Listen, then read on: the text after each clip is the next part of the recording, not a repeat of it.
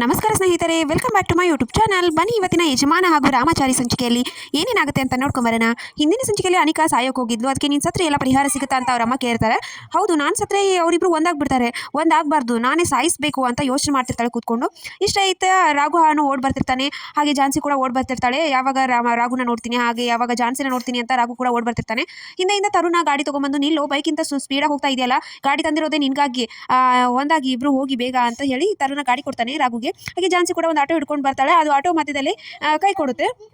ಈತ ಮನೆಯಲ್ಲಿ ರಾಘು ಅಜ್ಜಿ ಹಾಗೆ ದೊಡ್ಡಪ್ಪ ದೊಡ್ಡಮ್ಮ ಎಲ್ಲರೂ ಮಾತಾಡ್ತಿರ್ತಾರೆ. ಅಂತೂ ನಮ್ಮ ರಾಘು ಜೀವನ ಸರಿ ಹೋಯ್ತು, ಹಾಗೂ ಅನಾಹುತದಿಂದ ತಪ್ಪಿತು ಅಂತ ಇಬ್ಬರು ಮಾತಾಡ್ತಿರ್ತಾರೆ. ಆದರೆ ಪಲ್ಲವಿ ಹಾಗೆ ಅವರಮ್ಮ, ಹೌದು ಅವಳು ಇದು ಕರ್ಮ, ಏನು ಮಾಡೋಕ್ಕಾಗೋದಿಲ್ಲ ಬಿಡಿ ಅಂತ ಅವರಮ್ಮ ಅಂತಿರ್ತಾಳೆ.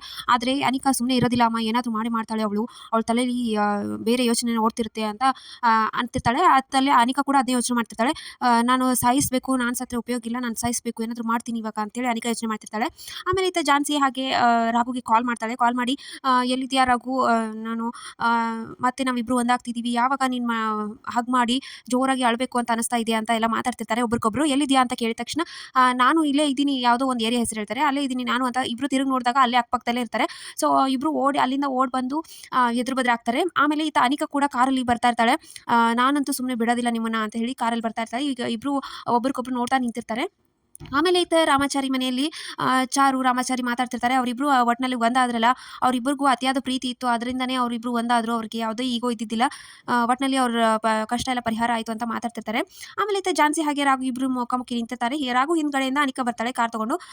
ನೀ ರಾಘುನ ಸಾಯಿಸಿ, ನೀನು ಜೀವನ ಪರ್ಯಂತ ರಾಘು ನೆನಪಲ್ಲಿ ಬದುಕಬೇಕು, ಹಾಗೆ ಮಾಡ್ತೀನಿ ಕಣೆ ಝಾನ್ಸಿ ನಿನ್ನ ಅಂತ ಹೇಳಿ ರಾಘುಗೆ ಹಾಯ್ಸೋಕ್ಕೆ ಅಂತ ಕಾರ್ ತೊಗೊಂಡು ಬರ್ತಿರ್ತಾಳೆ ಅನಿಕಾ.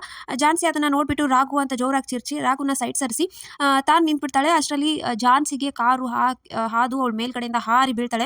ಇದನ್ನೆಲ್ಲ ರಾಘು ಫುಲ್ ಶಾಕಿಂದ ನೋಡ್ತಿರ್ತಾನೆ, ಏನಾಯ್ತು ಇಲ್ಲಿ ಅಂತ. ಅನ್ನೋಷ್ಟರಲ್ಲಿ ಅನಿಕಾ ವಾಪಸ್ ತಿರುಗಿ ನೋಡ್ತಾಳೆ. ಶಿಟ್, ಝಾನ್ಸಿಗೆ ಇದಾಯ್ತಾ, ಯಾರಾದರೂ ಹೋಗ್ಲಿ, ಒಟ್ಟಿನಲ್ಲಿ ಒಬ್ರು ಸತ್ರು ಇಬ್ರು ನೆಮ್ಮದಿಯಾಗಿರೋಕ್ಕಾಗಲ್ವಲ್ಲ ಅಂತ ಹೇಳಿ ಅನಿಕಾ ಹೊಟ್ಟೋಗ್ತಾಳೆ. ಆಮೇಲೆ ರಾಘು ಬಂದು, ಝಾನ್ಸಿ ಮೇಡಮ್ ಏನಾಯ್ತು ಮೇಡಮ್, ಎದ್ದೇಳಿ ಮೇಡಮ್, ನನ್ನ ಬಿಟ್ಟು ಹೋಗೋಗಿಲ್ಲ, ನೀವು ಈ ಥರ ಮೋಸ ಮಾಡಬಾರ್ದು ಅಂತ ಜೋರಾಗಿ ಅಳಕ್ಕೆ ಸ್ಟಾರ್ಟ್ ಮಾಡ್ತಾನೆ. ಹೆಲ್ಪ್ ಹೆಲ್ಪ್ ಹೆಲ್ಪ್ ಅಂತ ಕರೀತಾನೆ. ಝಾನ್ಸಿ ಅಂತೂ ಏನೂ ರೆಸ್ಪಾನ್ಸ್ ಇಲ್ಲ. ಹಾಗಿದ್ರೆ ಝಾನ್ಸಿ ನಿಜವಾಗ್ಲೂ ಸತ್ತೋದ್ಲಾ? ಸೊ ಇದನ್ನೆಲ್ಲ ನೋಡೋಣ ಮುಂದಿನ ಸಂಚಿಕೆಯಲ್ಲಿ. ಅಲ್ಲಿವರೆಗೂ ವಿಡಿಯೋ ಇಷ್ಟ ಆಗ್ತದೆ, ಸಬ್ಸ್ಕ್ರೈಬ್ ಮಾಡೋದನ್ನ ಮರಿಬೇಡಿ. See you in the next vlog. Bye.